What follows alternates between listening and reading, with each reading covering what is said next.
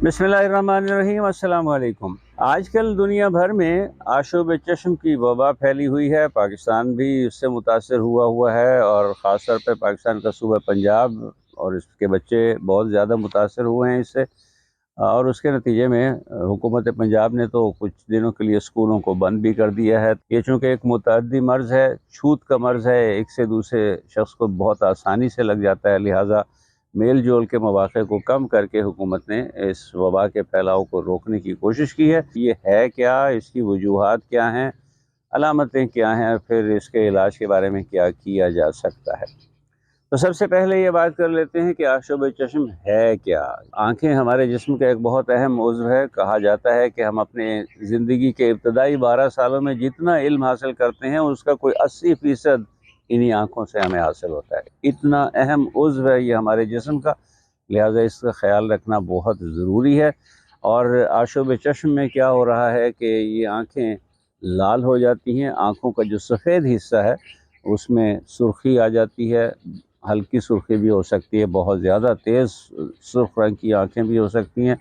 और इसका इन्हिसार इस बात पर है कि कितनी ज़्यादा इन्फेक्शन है या कितना ज़्यादा वो मवाद है जिसके सबब ये सुर्ख आँखें हो रही हैं। और फिर जनाब आँखों में से पानी बहता है या किसी किस्म का कोई मवाद निकलता है, चुभन होती है, जलन होती है, सोजिश होती है। और उसकी वजह से आदमी को बार बार दिल करता है कि वो अपनी आँखों को मसले, रगड़े, उन्हें साफ़ करे। और कभी कभी इसके साथ बुखार भी हो जाता है।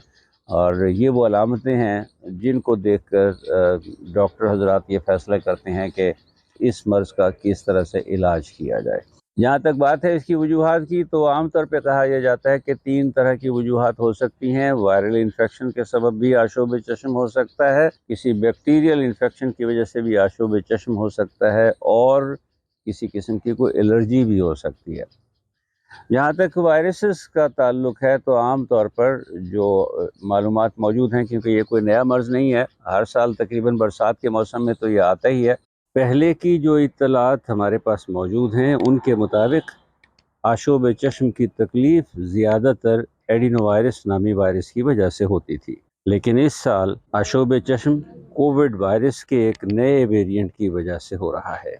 जी हाँ, कोविड का एक पुराना वेरिएंट था इसका ओमिक्रॉन। इस ओमिक्रॉन का एक सब वेरिएंट आया है जिसको साइंसदानों ने नाम दिया है XBB.1.16 या इसको XBB.1.18 का नाम भी दिया जा रहा है। ये नया सब वेरिएंट है कोविड का जिसकी वजह से आशोब चश्म हो रहा है। सबसे पहले ये वेरिएंट दरियाफ्त हुआ था हिंदुस्तान में, वहाँ इसने बच्चों को बहुत ज़्यादा मुतासर किया और फिर वहाँ से शायद ये दुनिया भर में फैला है कि अब दुनिया भर में ख़ास तौर पर बच्चों को ये मुतासर कर रहा है। और ज़ाहिर है कि जब बच्चे मुतासर होते हैं तो फिर बच्चों से माँ बाप को और बड़ों को भी ये वायरल इन्फेक्शन हो जाती है और वहाँ से आशोब चश्म जो है वो फैल रहा है, ये उसकी वजह बन रही है। कैसे पता चलेगा जनाब कि ये वायरल इन्फेक्शन है या कोई बैक्टीरियल इन्फेक्शन है?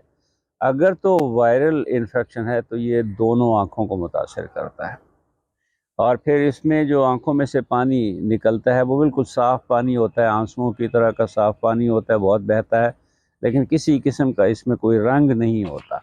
लेकिन अगर कोई बैक्टीरियल इन्फेक्शन हो तो आँखों की सुर्खी के साथ साथ जो आँखों में से मवाद निकलता है उसमें फिर एक रंग होता है, या वो सब्ज़ रंग का मवाद होता है या जर्द रंग का मवाद होता है।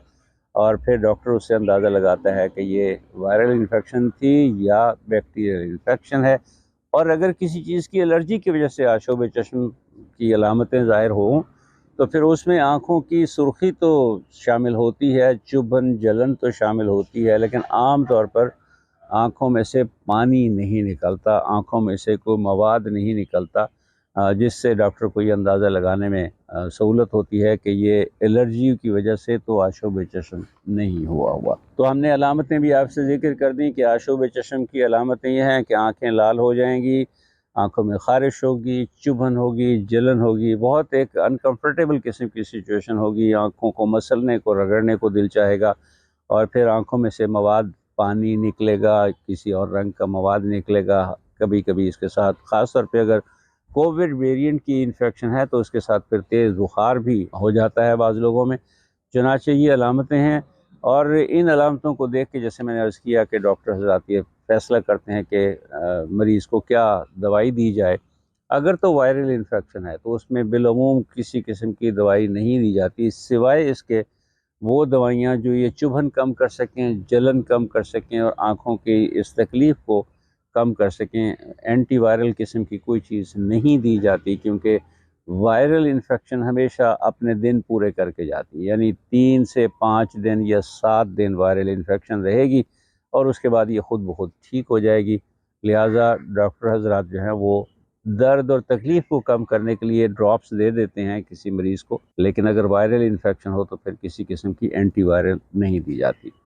البتہ اگر اینٹی بیکٹیریل انفیکشن ہو، اور بعض ڈاکٹرز کا خیال یہ ہوتا ہے کہ وائرل انفیکشن کے ساتھ ساتھ بیکٹیریل انفیکشن بھی ہو سکتی ہے، چنانچہ وہ ایک اینٹی بائیوٹک دے دیں گے، پھر اسی طرح سے ساتھ میں کچھ آئی ڈراپس ایسے دے دیں گے کہ جو تکلیف کو کم کر دیں، اور یوں 5 سے 7 دن کے اندر بیکٹیریل انفیکشن بھی ختم ہو جاتی ہے اور آشوب چشم ٹھیک ہو جاتا ہے۔ اور اگر یہ ہو الرجی کی وجہ سے تو پھر جب تک ماحول میں سے وہ الرجن کم نہیں ہوگا، وہ صاف نہیں ہوگا، وہ آلودگی دور نہیں ہوگی جس کی وجہ سے الرجی ہو رہی تھی، تو اس وقت تک آشوب چشم ٹھیک نہیں ہوگا، اس وقت تک یہ علامتیں کم نہیں ہوں گی۔ کہا یہ جاتا ہے کہ آشوب چشم کے کیس میں پرہیز علاج سے بہتر ہے۔ ویسے تو ہر مرض کے بارے میں ہم یہی کہتے ہیں کہ پرہیز علاج سے بہتر ہے، لیکن آشوب چشم کے کیس میں تو خاص طور پر یہ ذکر کیا جاتا ہے کہ پرہیز علاج سے بہتر ہے۔ پہلی بات تو یہ ہے اپنے آپ کو بچائیں، آپ کسی وائرل انفیکشن سے بچائیں، بیکٹیریل انفیکشن سے بچائیں، کسی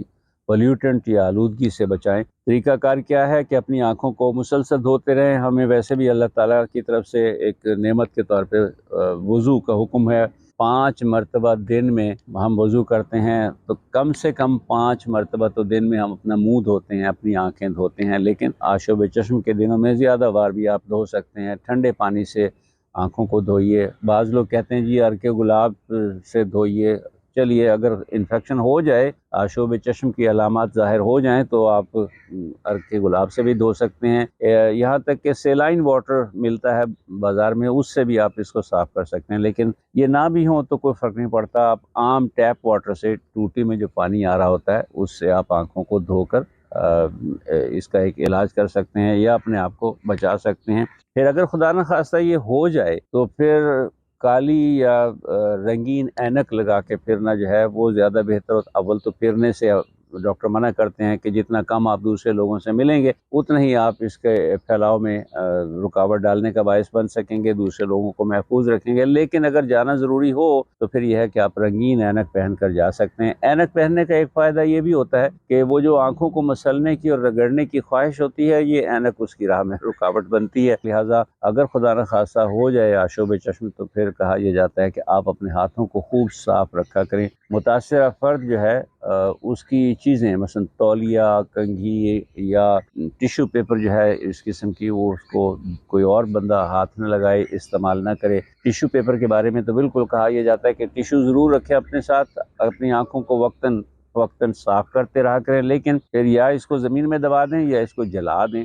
مریض کو کہا جاتا ہے کہ وہ دھوپ میں نہ جائے، اور یہ ہے کہ پرہجوم جگہوں پر نہ جائے جب تک وہ ٹھیک نہ ہو جائے، اور سب سے آخری لیکن اہم بات یہ ہے کہ اپنا علاج کسی مستند ڈاکٹر سے کرائے۔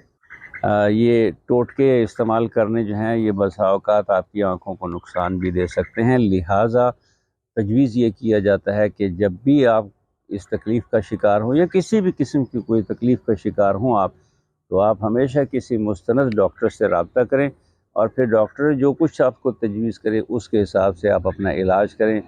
ہماری دعا ہے کہ اللہ تعالیٰ سب کو اس تکلیف سے محفوظ رکھے اور سب کی آنکھوں کو سلامت رکھے، سب کی بینائی بصارتوں کو سلامت رکھے، تاکہ ہم اللہ تعالیٰ کی اس نعمت سے بھرپور فائدہ اٹھا سکیں، اس دنیا کو دیکھ سکیں، دنیا کی خوبصورتی کو دیکھ سکیں۔ اور پھر جیسے میں نے عرض کیا کہ 12 سال، ابتدائی 12 سالوں میں تو حاصل ہونے والے علم کا 80% علم آنکھوں سے حاصل ہوتا ہے، لیکن میں اس کو اس طرح سے بھی کہوں گا کہ ہم اپنی پوری زندگی جتنا علم حاصل کرتے ہیں اس کا ایک بہت بڑا حصہ ہمیں ہماری ان آنکھوں کے ذریعے حاصل ہوتا ہے، لہٰذا اللہ کی اس نعمت کا شکر بھی ادا کرتے رہا کریں اور اللہ کی دی ہوئی اس نعمت کی حفاظت بھی کریں۔ اگلی ویڈیو میں پھر آپ سے ملاقات ہوگی۔ السلام علیکم ورحمۃ اللہ وبرکاتہ۔